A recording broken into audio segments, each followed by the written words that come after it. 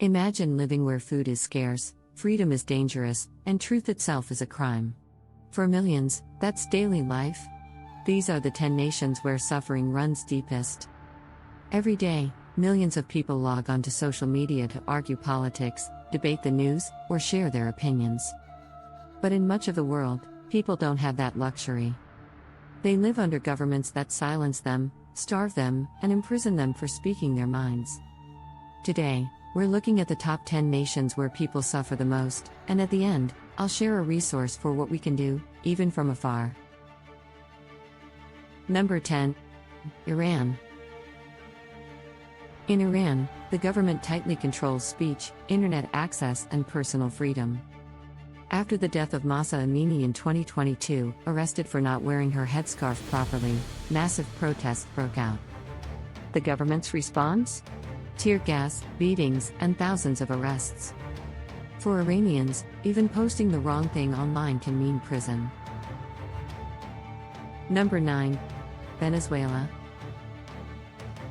Venezuela was once one of the richest countries in Latin America, but government corruption and economic collapse have led to shortages of food and medicine. A survey found that 3 out of 4 households live in extreme poverty.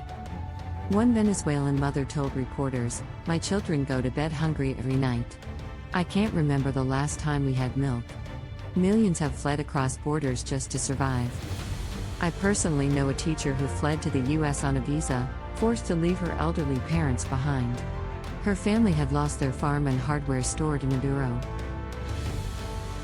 Number 8. Yemen.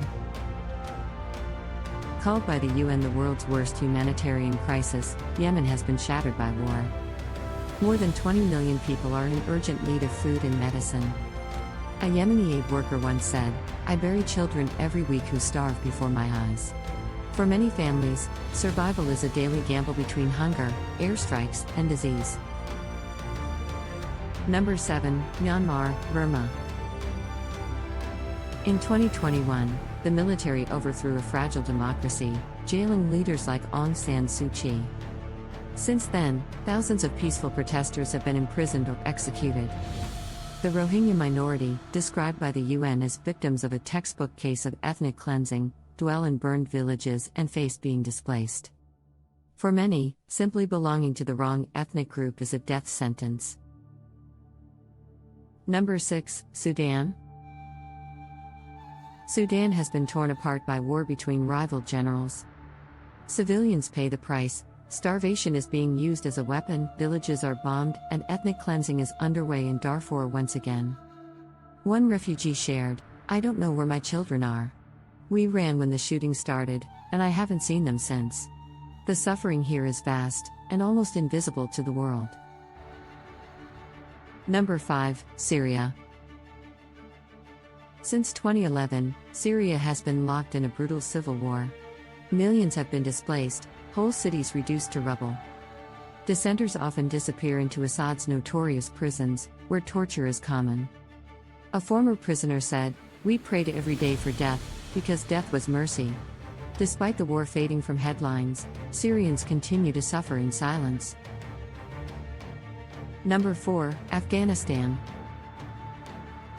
Since the Taliban takeover in 2021, women have been banned from secondary schools and most jobs. Families face hunger as aid collapses. One Afghan girl told BBC reporters, "I used to dream of being a doctor. Now, I cannot even go to school." Generations of women are being locked out of the future, and speaking out risks brutal punishment. Number 3. Eritrea. Eritrea is sometimes called the North Korea of Africa. There are no elections, no free press, and indefinite military service, which many describe as slavery. A UN report documented torture, disappearances, and families forced apart. Eritrean refugees often say they fled simply to escape a lifetime of forced labor. Number 2. Somalia. Somalia has endured decades of war and famine. Armed groups like Al-Shabaab terrorize civilians, while hunger claims thousands of lives each year. A Somali teacher said, "Every class I teach, I lose students to hunger or violence. Some just stop coming, and I know why." For families, survival often depends on international food aid arriving in time. Number 1. North Korea. North Korea is often considered the most repressive country in the world. Citizens have no freedom of speech, no internet access, and no way to leave.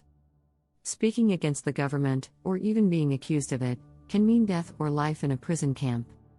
Defectors describe entire families imprisoned for one person's crime. Starvation is widespread, yet propaganda teaches citizens to worship their leader as a god.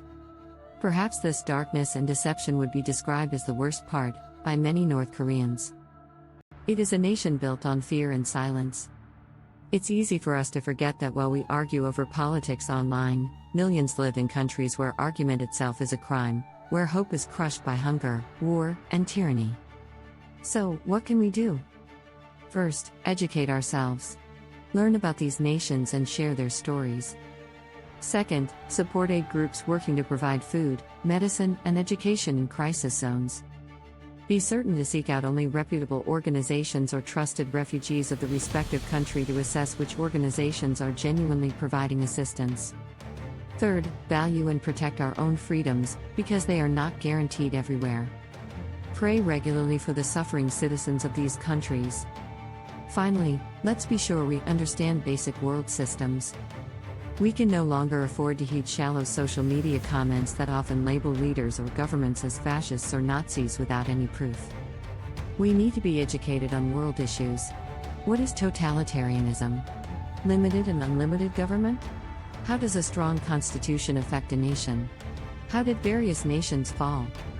Instead of wasting time on silly arguments, let's focus on lifting up those who cannot speak for themselves.